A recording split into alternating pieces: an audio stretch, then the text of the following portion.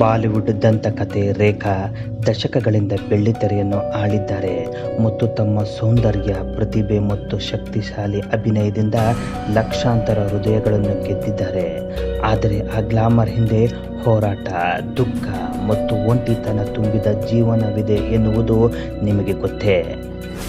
ಭಾನುರೇಖಾ ಗಣೇಶನಾಗಿ ಜನಿಸಿದ ರೇಖಾ ತಮ್ಮ ಕುಟುಂಬವನ್ನು ಪೋಷಿಸಲು ಚಿಕ್ಕ ವಯಸ್ಸಿನಲ್ಲೇ ಚಿತ್ರರಂಗಕ್ಕೆ ಬಂದರು.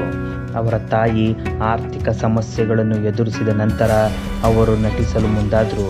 ಆಗ ಅವರ ವಯಸ್ಸು ಕೇವಲ 12 ವರ್ಷ. ರೇಖಾ ತಂದೆ ಅಂದಿನ ಖ್ಯಾತ ನಟ ಜೆಮಿನಿ ಗಣೇಶನ್ ಹಾಗೂ ತಾಯಿ ಪುಷ್ಪವಲ್ಲಿ. ತಂದೆ ಸೂಪರ್ ಸ್ಟಾರ್ ಆಗಿದ್ದರೂ ರೇಖಾ ತನ್ನ ತಂದೆಯ ಭಾವನಾತ್ಮಕ ಬೆಂಬಲವಿಲ್ಲದೆ ಬೆಳೆದರು ಎಂದು ವರದಿಯಾಗಿತ್ತು. ರೇಖಾ ಒಮ್ಮೆ ಹೇಳಿದಂತೆ, ನನ್ನ ತಂದೆ ಕುಟುಂಬದಿಂದ ದೂರ ಉಳಿದಿದ್ದರಿಂದ ಅವರೊಂದಿಗಿನ ಬಾಲ್ಯ ನೆನಪುಗಳು ನನಗಿಲ್ಲ. ನನ್ನ ತಾಯಿ ತನಗೆ ಸಾಕಷ್ಟು ಪ್ರೀತಿ ನೀಡಿದ್ದಾಳೆ ಎಂದು ಹೇಳಿದ್ದಾರೆ.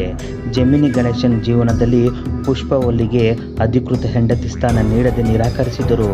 ಇದು ರೇಖಾ ಅವರಿಗೆ ತುಂಬ ನೋವನ್ನುಂಟು ಮಾಡಿತ್ತು. ಶಾಲೆ ಮತ್ತು ಅಧಿಕೃತ ದಾಖಲೆಗಳಲ್ಲಿ ತನ್ನ ತಂದೆಯ ಹೆಸರನ್ನು ಬಳಸುವಾಗ ರೇಖಾ ಹಲವಾರು ಸಮಸ್ಯೆಗಳನ್ನು ಎದುರಿಸಿದರು.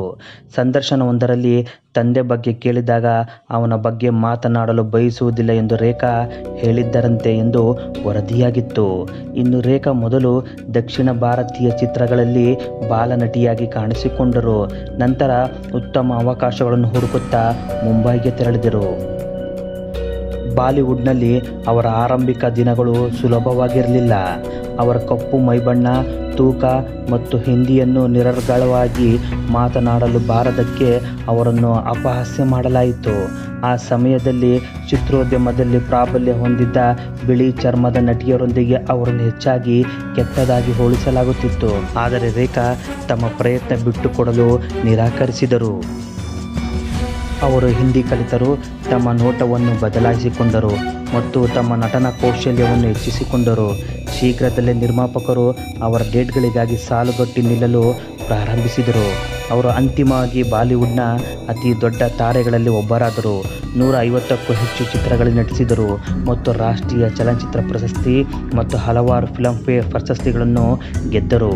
ಅಲ್ಲಿಂದ ಶುರುವಾದ ಸಿನಿ ಜರ್ನಿ ಇಂದಿಗೂ ಮುಂದುವರೆದಿದೆ. ರೇಖಾ ಅವರ ವೈಯಕ್ತಿಕ ಜೀವನವು ತೀರಾ ಸಂಕಷ್ಟದಿಂದ ಕೂಡಿತ್ತು. ಹಲವು ವರ್ಷಗಳ ಕಾಲ ಸೂಪರ್ ಸ್ಟಾರ್ ಅಮಿತಾಬ್ ಬಚ್ಚನ್ ಹಾಗೂ ರೇಖಾ ನಡುವಿನ ಪ್ರೀತಿಯ ಬಗ್ಗೆ ಗಾಸಿಪ್ ಹರಡುತ್ತಿದ್ದವು. 1990ರಲ್ಲಿ ರೇಖಾ ಮುಂಬೈ ಉದ್ಯಮಿ ಮುಕೇಶ್ ಅಗರ್ವಾಲ್ ಅವರನ್ನು ವಿವಾಹವಾದರು.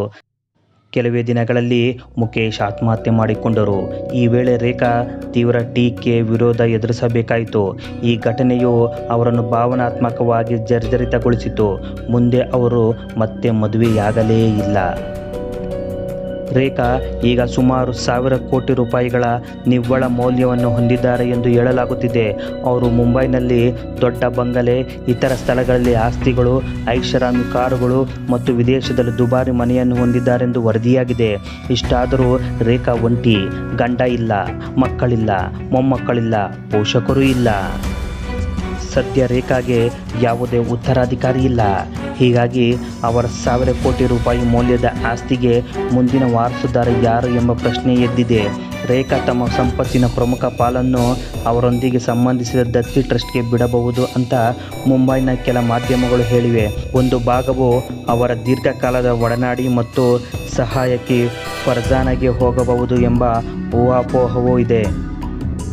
ಅವರ ಟ್ರಸ್ಟ್ ಬಡ ಮಕ್ಕಳಿಗೆ ಶಿಕ್ಷಣ ಮತ್ತು ವೈದ್ಯಕೀಯ ವೆಚ್ಚಗಳಲ್ಲಿ ಸಹಾಯ ಮಾಡುವಲ್ಲಿ ತೊಡಗಿಸಿಕೊಂಡಿದೆ ಎಂದು ವರದಿಯಾಗಿದೆ. ಅವರ ಆರೋಗ್ಯದ ಬಗ್ಗೆ ಪದೇ ಪದೇ ವದಂತಿಗಳಿದ್ದರೂ ರೇಖಾ ಶಾಂತಿಯುತ ಮತ್ತು ಆರೋಗ್ಯಕರ ಜೀವನವನ್ನು ನಡೆಸುತ್ತಿದ್ದಾರೆ ಎಂದು ಹೇಳಲಾಗುತ್ತಿದೆ. ರೇಖಾ ಅಪಾರ ಸಂಪತ್ತು ಮತ್ತು ಖ್ಯಾತಿಯನ್ನು ಹೊಂದಿರಬಹುದು, ಆದರೆ ಅವರ ಪ್ರಯಾಣವು ಬರೀ ಯಶಸ್ಸಿನಿಂದಲೇ ಕೂಡಿರಲಿಲ್ಲ. ಅವರ ಜೀವನದಲ್ಲಿ ತಂದೆ ಇಲ್ಲದ ತಿರಸ್ಕಾರವಿದೆ, ತಾಯಿ ಒಂಟಿ ಜೀವನದ ಕಹಿ ನೆನಪಿದೆ, ಗಂಡನ ಸಾವಿನ ನೋವಿದೆ, ಒಂಟಿತನದ ಸಂಕಷ್ಟವಿದೆ. ಆದರೂ ರೇಖಾ ಈಗಲೂ ಅಭಿಮಾನಿಗಳ ಫೇವರೇಟ್, ಬಾಲಿವುಡ್ನ ಚಿರ ಯೌವನೆ.